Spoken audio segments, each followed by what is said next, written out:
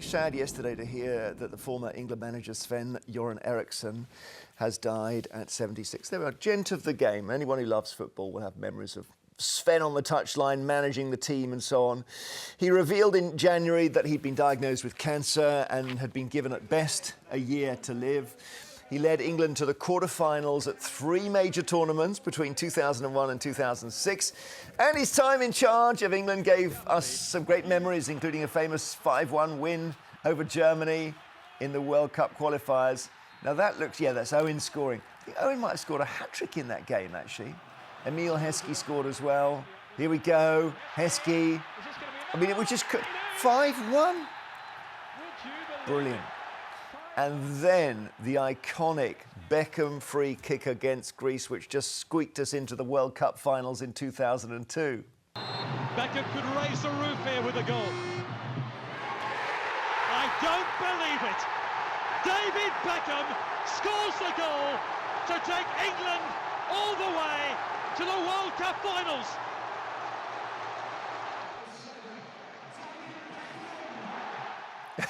It's a rare moment of real ecstasy from Sven. There were some lows as well. Heartbreak in 2006 when it was a wretched game, 0-0, and then this from Ronaldo meant that England were out on penalties and, wretched. And of course, and he was a very sort of steadying influence on the team. There we are. We did have these stories as well. My secret affair with Ulrika Johnson and then Nancy Dell'Olio and all that stuff. But he wasn't married. I mean, I don't know why anyone's judging. Shortly before his death, he filmed a documentary looking back at his life, which aired on Prime Video last week. And it was his goodbye to us all. I have no pain, but I know it's there. One day, it will take you. Before that day, live. Instead of sitting down, thinking about what and when will it happen. Oh, so he's gone now, but lots of good memories of Sven. And let's speak to former England footballer Danny Mills, who played for him. In fact, he gave you your first England cap, Danny, didn't he? Yes, he did indeed. Obviously, very, very sad time, especially obviously for Sven's family. It must have been a very, very difficult, 7, 8, 9 months since the diagnosis. But I think you saw there in that little clip, an absolute gent was always positive, was always looking for the best things in life, was very, very rarely negative. And I think, he summed it up perfectly when he said, look, don't be sad for me, carry on living.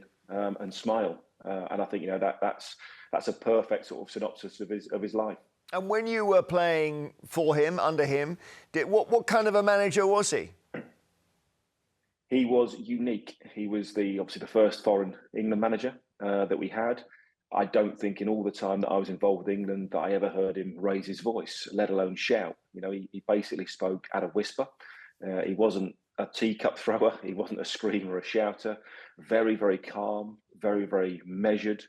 I suppose the most aggressive that he ever got was, well, lads, go out there and we kill them. And that was about it. And it was in that softly spoken voice that he always was.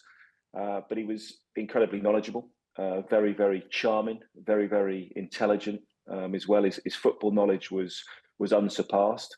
And like I said, I think you saw in those clips there how he dealt with the pressures, how he dealt with adversity.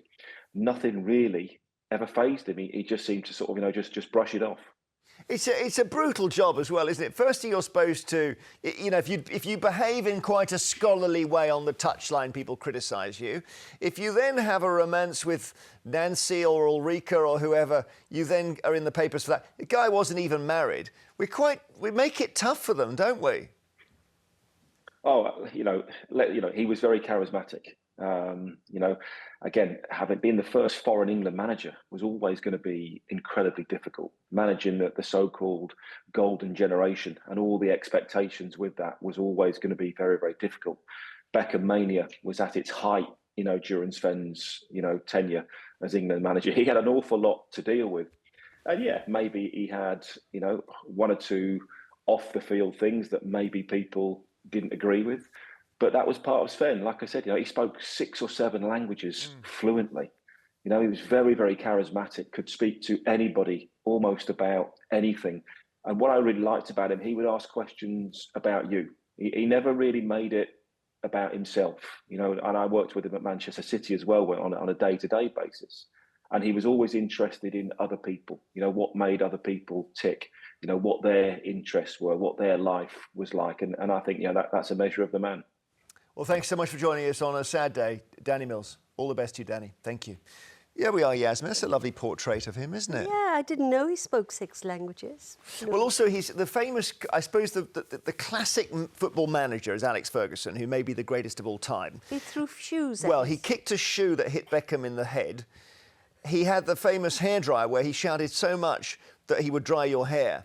Christopher, it's nice to hear a completely different personality there. Exactly. I mean, I thought that was a delightful tribute from Danny. And he was really saying that Sven lived life to the full. And he was interested in other people other than himself. And what better testament to a life? I also think that it's great when football attracts intellectuals. Yes. Arsene Wenger's another. Because these guys can see this is an intelligent man's game. It's Yeah, not about hooliganism. There are an infinite number of ways you can put 11 people on a field. Yeah. You're not convinced? And I suppose it's a very Swedish thing to have this very calm temperament. Yeah, well, is it? It is. I think the Scandinavians are not known for what the Mediterranean lands are known for, or now increasingly we are known for. True. And That's interesting. I Wonder mean, why that is. I can't remember because I'm not. But what was it like when the first foreign manager was brought Well, in? the Daily Mail said, we have sold our birthright. Did it? Yeah. Did it? Oh my God!